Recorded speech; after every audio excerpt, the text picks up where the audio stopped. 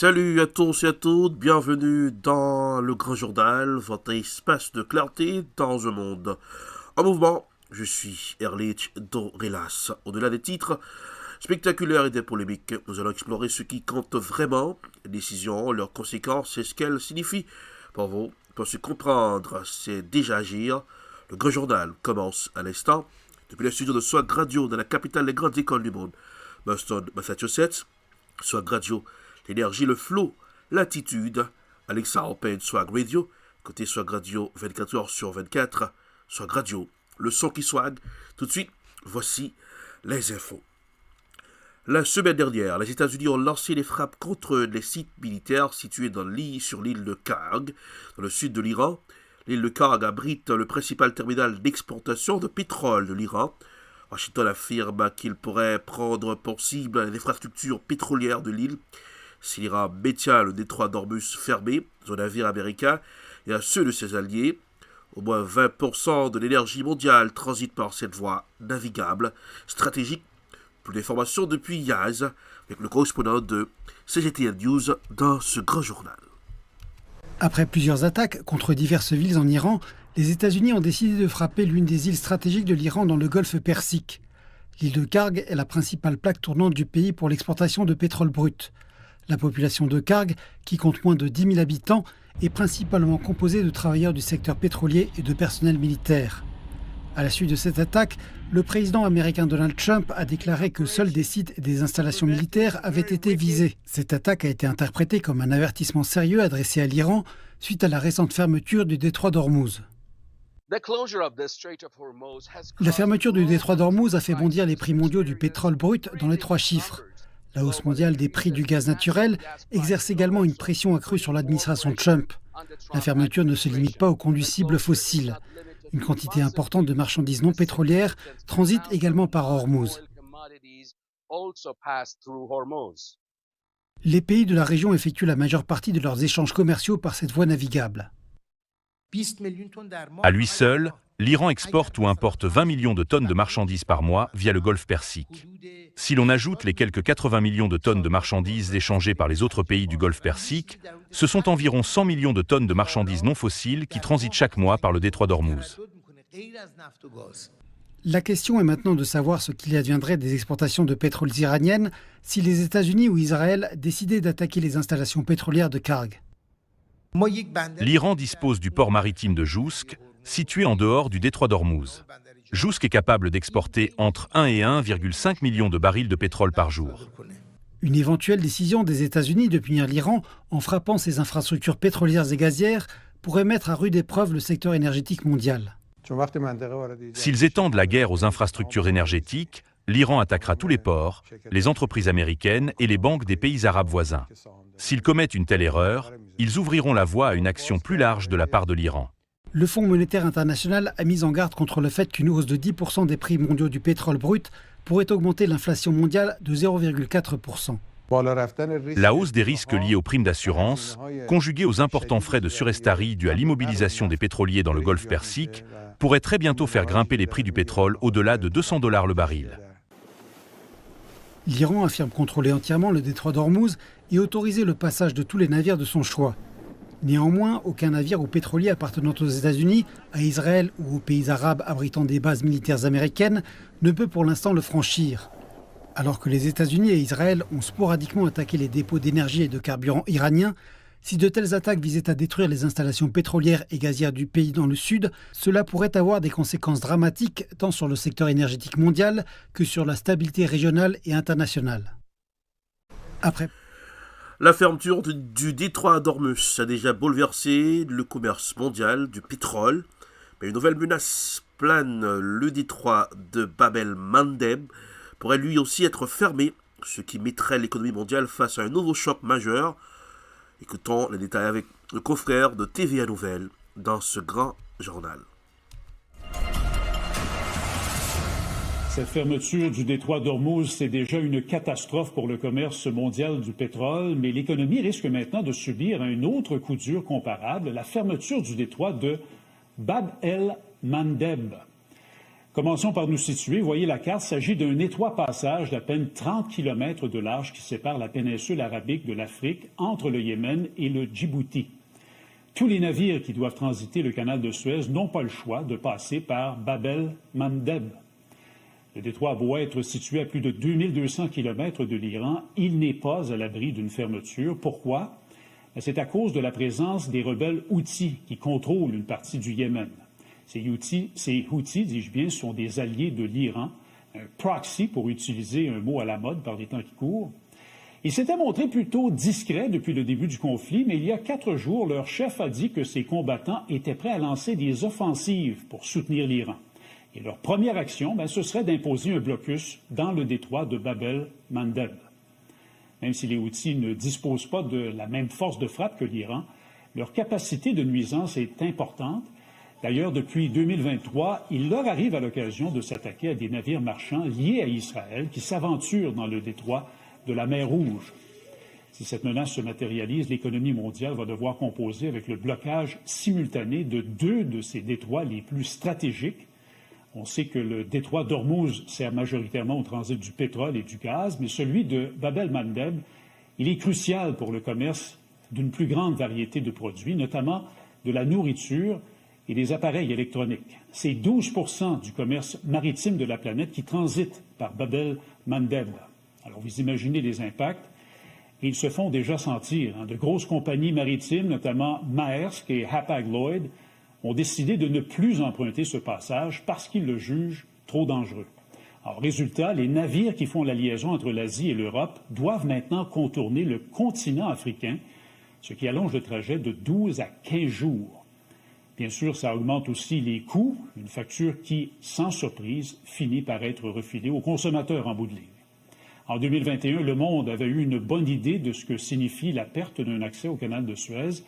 Pendant une tempête, un porte-conteneurs s'était coincé dans le canal, ce qui avait paralysé cette voie maritime pendant 6 jours. Ça avait retardé la livraison de plus de 55 milliards de dollars de marchandises réparties sur 425 navires. Si les alliés des États-Unis ont refusé de participer à une action militaire pour forcer la réouverture du détroit d'Ormuz, ils pourraient au contraire agir avec fermeté dans le cas de Bab el-Mandeb parce qu'une plus grande partie de leurs intérêts sont en jeu à cet endroit-là. Ce n'est pas pour rien que Djibouti abrite plusieurs bases militaires étrangères en bordure du détroit. Les Américains y sont, tout comme les Français, les Italiens, les Allemands, les Japonais et les Chinois. Plusieurs des effectifs qui leur permettraient d'intervenir sont donc déjà sur place. Donald Trump s'est exprimé le jeudi 19 mars à propos de la situation en Iran. En direct de la Maison-Blanche, le président américain a parlé « Nous avons l'armée la plus forte du monde, le meilleur équipement.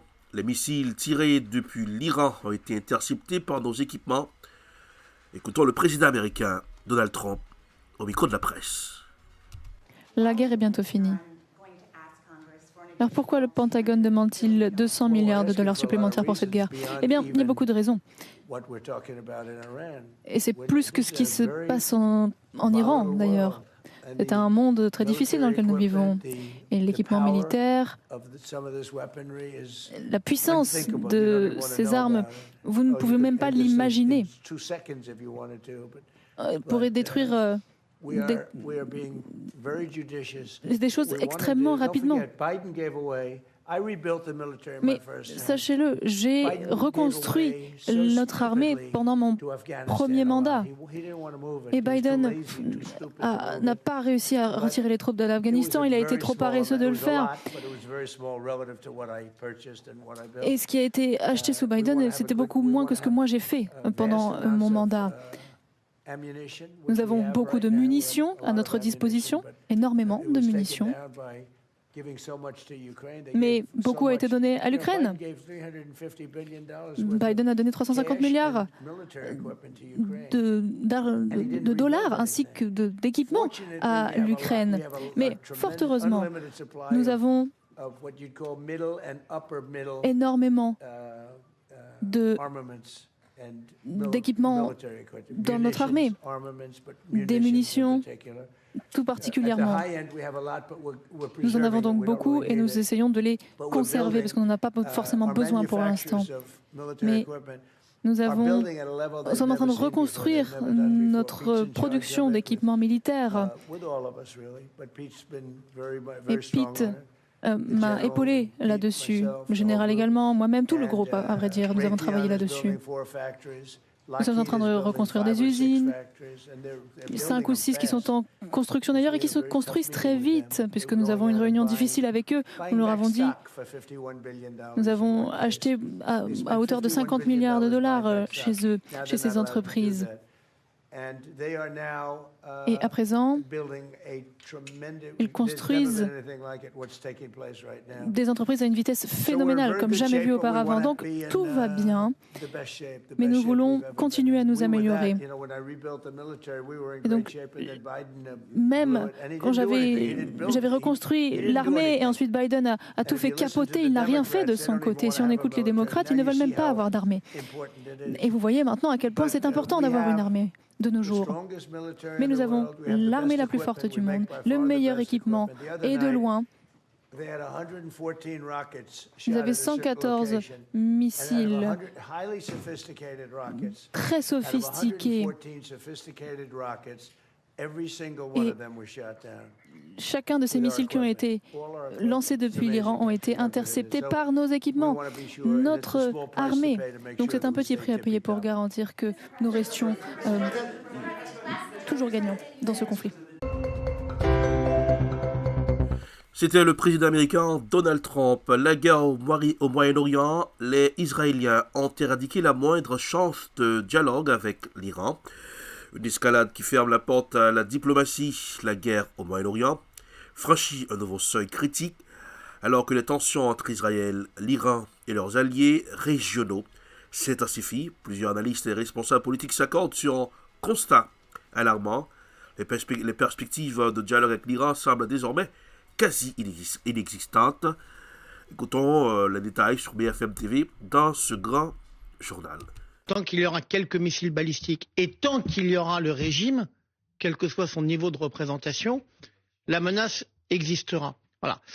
Mais et avec le fait que même s'il y a des moyens de renseignement extrêmement efficaces, le territoire est quand même immense. Ouais. Il y a quand même 1 million de kilomètres carrés. La menace du Hezbollah est encore aujourd'hui c'est au Liban, ça. Non, je dis, si c'est vrai au Liban, qui est la cour arrière d'Israël, si c'est vrai à Gaza où la Hamas n'est pas parfaitement désarmée, imaginons qu'ils puissent avec certitude dire en Iran, tout est réglé. Précision, Marie-Laure Buisson, avant d'aller au Qatar. Oui, en tout cas, en Israël, Netanyahou peut parfaitement infléchir un peu son discours. En attendant, il y a 2 jours, ils ont quand même tué Ali Larijani, qui était le seul homme en Iran avec lequel nous étions susceptibles de discuter et qui pouvait mettre en œuvre un changement de régime. Donc la réalité, c'est qu'il faut regarder les faits. Et les faits, c'est que les Israéliens ont définitivement éradiquer la moindre chance de pouvoir discuter avec un régime. Absolument, c'est tout. Ils ont coupé les jambes de ceux qui étaient capables de procéder au changement de régime.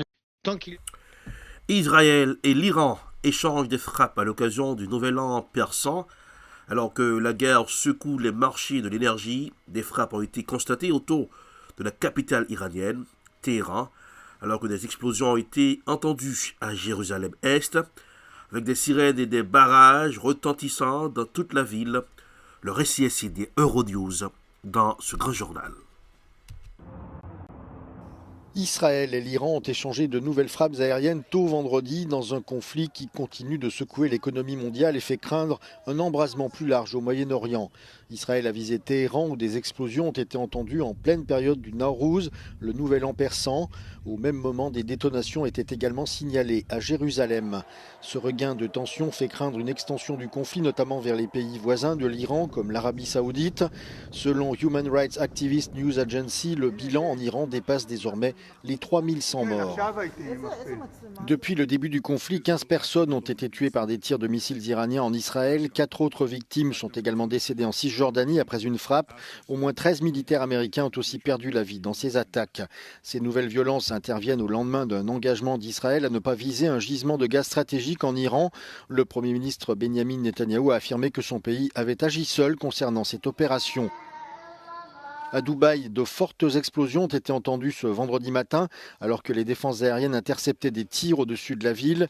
La population célébrait alors l'Aïd el-Fitr, marquant la fin du Ramadan au moment du premier appel à la prière.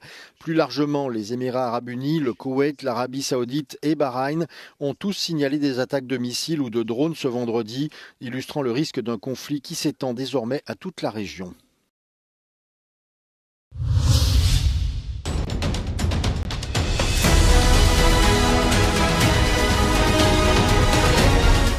De retour pour la suite de ce grand journal sur Swag Radio, l'énergie, le flow et l'attitude, vendredi 20 mars 2026. Dernier numéro pour cette semaine avec Erlich Dorelas depuis les studios de Swag, la capitale des grandes écoles du monde, Alexa Open Swag Radio. Écoutez Swag Radio, Swag avec nous 24 heures sur 24. P-News pour rester bien informé, les infos sans cassure, sans bavure. Info à la vitesse de la lumière sur P-News, sur WhatsApp et sur Facebook. Brothers Café Créole, le place to be, la bonne cuisine haïtienne au 299 Main Street, Everett, chiffré le 617 214 14 25. Nous irons à Washington. Washington n'est toujours pas en mesure de fournir un échéancier pour la durée de la guerre en Iran. Le Pentagone réclame 200 milliards de dollars au Congrès pour financer l'offensive. Une demande qui fait déjà sourciller des élus des deux partis. Le reportage de Louis Blouin de Radio-Canada dans ce grand journal. Une autre journée sur la défensive pour l'administration Trump. Should be saying one thing to President Trump. Thank you. Le monde devrait remercier le président pour son offensive en Iran, selon le secrétaire à la Défense.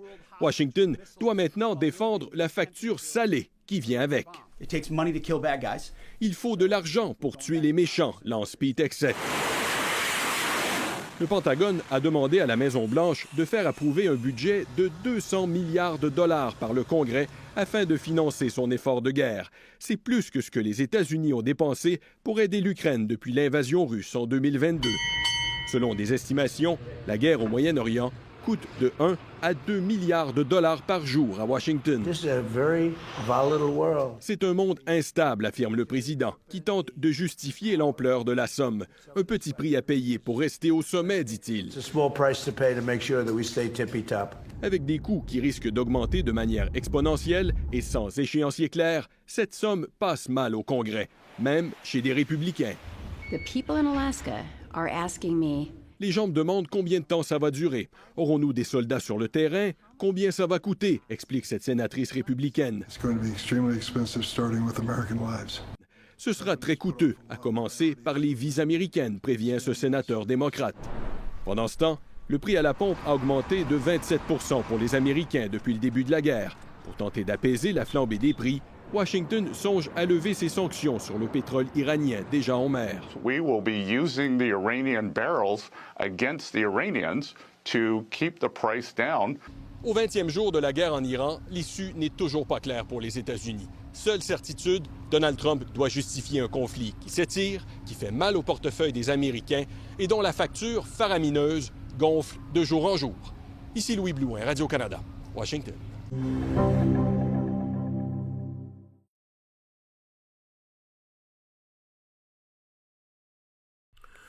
Le président français Emmanuel Macron a parlé dans un contexte de tensions croissantes au Moyen-Orient. La France a officiellement annoncé qu'elle n'interviendra pas militairement pour ouvrir le détroit d'Ormuz, une voie maritime stratégique par laquelle transite une grande partie du pétrole mondial. Cette déclaration marque une prise de position importante de Paris, alors que plusieurs puissances internationales envisagent différentes options pour sécuriser cette zone hautement sensible. Écoutons le président français Emmanuel Macron. Je forme le vœu que les armes se taisent pour donner une chance à une solution négociée et soutenable et qu'une trêve puisse être acceptée par les parties prenantes dans les heures à venir. Sur la question du détroit d'Ormuz, nous avons pu là aussi échanger. J'ai redit qu'une fois que la situation serait plus calme, la France était prête avec d'autres nations à prendre la responsabilité d'un système d'escorte de navires dans le détroit, dans le cadre d'une mission qui n'a pas vocation à être une action de vive force et qui devra faire l'objet d'échanges et d'une déconfliction avec l'Iran. Ceci implique d'associer tous les acteurs du secteur maritime, transporteurs comme assureurs. En revanche, nous ne participerons à aucune ouverture de force du détroit dans le contexte des opérations de guerre et des bombardements en cours. Zoom sur la Libye. Le 19 mars 2011, naissance d'une démocratie fantôme en Libye. Le 19 mars 2011 reste une date gravée dans l'histoire contemporaine de la Libye. Ce jour-là, une coalition internationale menée notamment par les États-Unis, la France et le Royaume-Uni lance une intervention militaire sous mandat de l'ONU, officiellement pour protéger les civils dans le contexte du soulèvement contre le régime de Mohamed Kadhafi. 15 ans plus tard, une question persiste. La Libye a-t-elle réellement gagné une démocratie ou a-t-elle sombré dans une illusion politique? Le récit est signé RT dans ce grand journal. Jour pour jour, le 19 mars 2011, l'OTAN a commencé une intervention militaire en Libye. Cette tragédie est devenue le point de non-retour après lequel le pays, qui à l'époque était considéré comme l'un des plus stables et prospères sur le continent africain, se retrouvait pris dans un tourbillon d'événements dont les conséquences se font encore sentir aujourd'hui. Le 19 mars 2011, la mer Méditerranée, au large des côtes libyennes, est devenue le théâtre d'une vaste campagne militaire. Des navires américains et britanniques ont lancé plus d'une centaine de missiles de croisière sur des sites de défense aérienne situés dans l'ancienne Jamaria. Immédiatement après, des avions de chasse français ont pénétré l'espace aérien libyen et ont attaqué des convois de troupes gouvernementales. Dès les premières heures de l'opération, les dirigeants occidentaux ont insisté sur le fait qu'elle était nécessaire et qu'elle avait un caractère purement humanitaire. Certains pays peuvent fermer les yeux sur des atrocités commises à l'étranger, pas les États-Unis d'Amérique. En tant que président, j'ai refusé d'attendre de voir des images de massacres et de fosses communes pour agir. C'est 5 ans plus tard que l'ancien dirigeant américain a qualifié l'opération en Libye de pire erreur qu'il ait commise. Le Premier ministre britannique de l'époque, David Cameron, assurait que l'opération ne visait pas à changer le pouvoir, mais à protéger la population. Tout cela envoie un message clair à ce régime. Il est temps pour le colonel Kadhafi de partir, et de partir maintenant. Il n'y a pas d'avenir pour la Libye avec lui. Mais le plus catégorique était l'ancien président français Nicolas Sarkozy. L'action militaire qui a été conduite a évité un drame, a évité des milliers et des milliers de morts. Nous sommes là pour protéger les populations, et tant que les populations seront sous la menace de tanks, d'avions, nous serons là. Nous avons un travail à faire dans un cadre juridique bien précis qui est celui des Nations Unies. Éviter des morts, éviter les victimes de la folie barbare d'un dictateur. La décision du Conseil de sécurité de l'ONU d'imposer une zone d'exclusion aérienne a marqué un tournant. La résolution numéro 1973 adoptée le 17 mars a ouvert la voie à une intervention militaire. Cependant, plusieurs pays dont la Russie, la Chine, l'Allemagne, l'Inde et le Brésil se sont abstenus lors du vote, mettant en garde contre de graves conséquences internationales. Au moment où l'intervention a débuté, la Libye était déjà en proie à une crise interne. Les manifestations qui ont commencé en février 2011 se sont rapidement propagées dans les régions orientales du pays. À Benghazi et dans d'autres villes, les manifestations se sont transformées en affrontements armés avec la police et l'armée. Le mécontentement était dû à la fois à des problèmes socio-économiques et à la lutte d'influence entre l'ouest et l'est du pays. 10 jours avant l'intervention en Libye, son dirigeant Mohamed Kadhafi, au pouvoir depuis plus de 4 décennies, avait dénoncé un complot occidental. Il y a un complot qui vise à prendre le contrôle du pétrole et du territoire libyen pour recoloniser la Libye une fois de plus. C'est impossible. Impossible. Nous nous battrons jusqu'au dernier homme et jusqu'à la dernière femme pour défendre la Libye dans son intégralité. Sous Kadhafi, la Libye est passée d'un pays agricole pauvre à un État doté d'un système social développé. La gratuité de l'éducation et des soins de santé, des programmes sociaux étendus et des prix au carburant bas ont contribué à un niveau de vie élevé par rapport aux normes régionales. Cependant, la politique indépendante de Kadhafi a longtemps irrité l'Occident. De plus, les véritables craintes des pays occidentaux provenaient du fait que la Libye, sous Muammar Kadhafi, possédait 143 tonnes d'or et une quantité similaire d'argent. Ces réserves devaient servir à la création d'une monnaie panafricaine, le dinar or. Cette mesure aurait permis aux pays africains francophones de s'affranchir de leur dépendance au franc CFA et de vendre leurs ressources contre une monnaie adossée à l'or plutôt que contre des billets de banque sans valeur. C'est le 20 octobre 2011 que Muammar Kadhafi a été tué par des combattants du Conseil national de transition libyen lors de combats dans la ville de Sirte. Il a été tué non parce qu'il était un tyran, mais parce qu'il a osé défier le système financier occidental. L'histoire de la Libye est un avertissement pour les États dotés d'importantes ressources naturelles. Si vos politiques menacent les intérêts économiques des puissances occidentales, aucun niveau de vie pour votre population, aucune avancée sociale et aucune souveraineté ne vous protégeront des bombardements qualifiés d'humanitaires. L'OTAN a prouvé que les accords internationaux ne valent rien lorsqu'il est question de pétrole et de domination géopolitique. Et comme on peut le voir aujourd'hui, l'histoire est cyclique.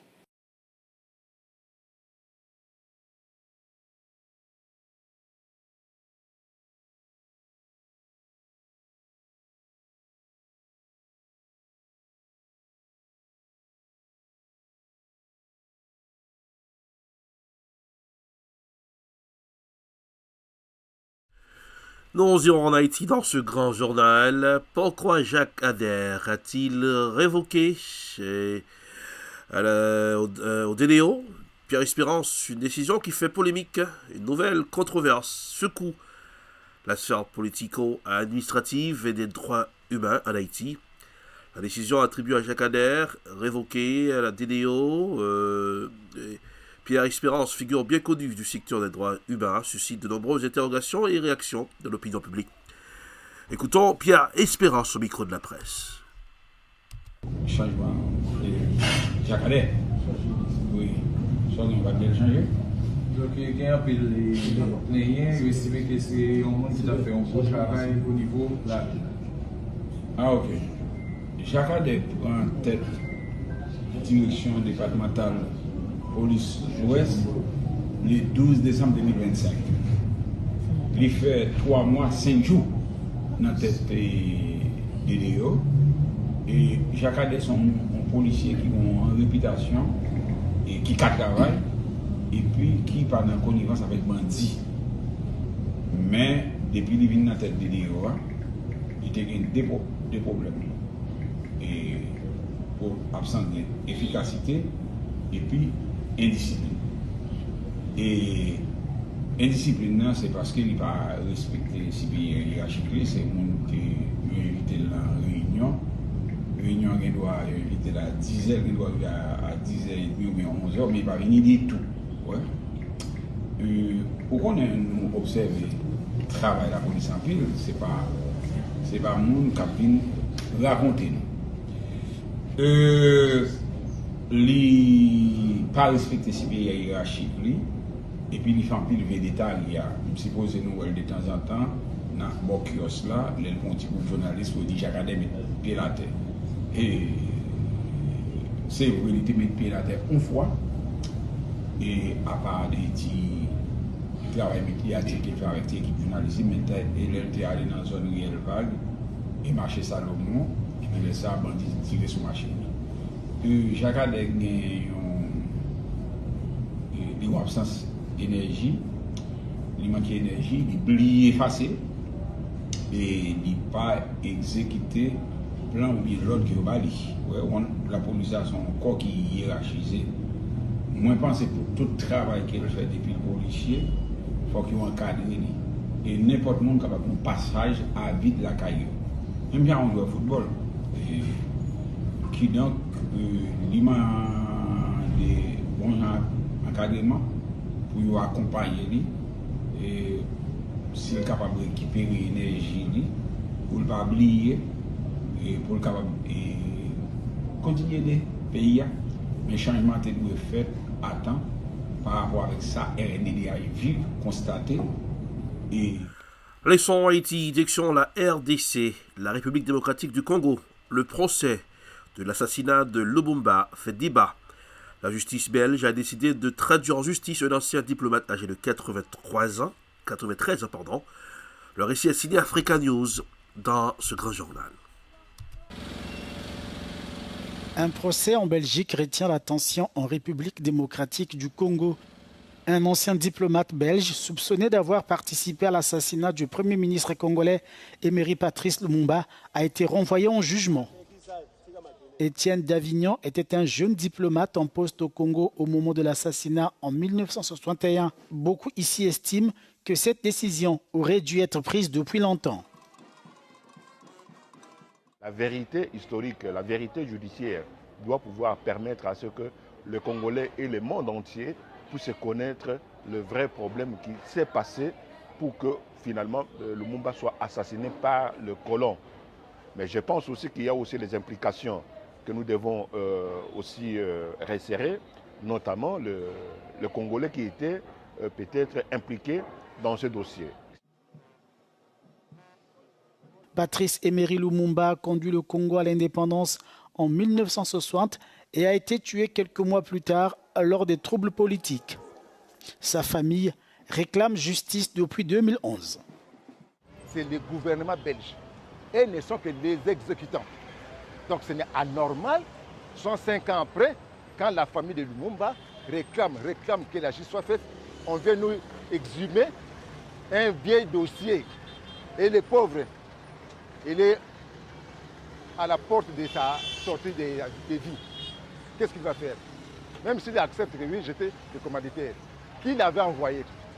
C'est ça le grand problème. Étienne Davignon fait l'objet de 3 chefs d'accusation liés à des crimes de guerre.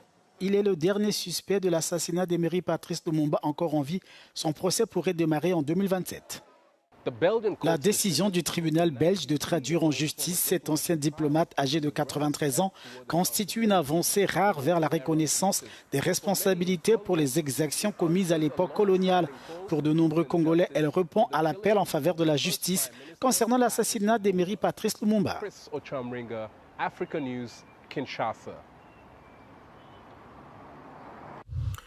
C'est la fin de ce grand journal pour ce vendredi 20 mars, début de la saison printanière, fini l'hiver. Ah voilà, pour ce vendredi 20 mars 2026, température à Boston, la température maximale atteindra 52 degrés Fahrenheit et la minimale descendra à 32 degrés Fahrenheit. Le temps sera marqué par une alternance de soleil et de pluie légère. Ah oui. La journée commencera avec des éclaircies avant de devenir plus nuageuse plus tard. De la pluie légère est attendue surtout en soirée et durant la nuit. Le vent soufflera du sud à une vitesse moyenne de 17 à 15 miles par heure. En cours de journée, le taux d'humidité moyen sera de 62% pour aujourd'hui. Oui, c'est bien. Le soleil se lèvera à 6h48 et se couchera à 18h56 pour ce vendredi. It's spring. Voilà, spring. Voilà. C'est la saison que j'attendais avec beaucoup d'impatience. Voilà, finalement, c'est arrivé. Quand c'est le printemps, l'été, ouh là là. Ok, c'est la fin de ce grand journal. Merci de l'avoir suivi pour présenter le grand journal. Erlich Dorelas, depuis le studio de Swag, de la capitale des grandes écoles du monde. Boston, Massachusetts. Et avant de partir, Alexa Open, Swag Radio. Écoutez Swag Radio 24h/24 avec vous, chez vous, pour vous. Et pour rester bien informé, les infos sans cassure et sans bavure. Info à la vitesse de la lumière, vidéo sur WhatsApp et sur Facebook. Hey, Brothers Café Créole, la bonne cuisine haïtienne délicieuse sur Brothers Café Créole. 299 Main Street Everett, chiffré. Le 617 sera le 14 25, The Place to Be, Brothers Café Créole. Joyeux vendredi, joyeux week-end. N'oubliez pas de garder le sourire, car le sourire, ça rajeunit le visage. Au revoir, à lundi et joyeux week-end.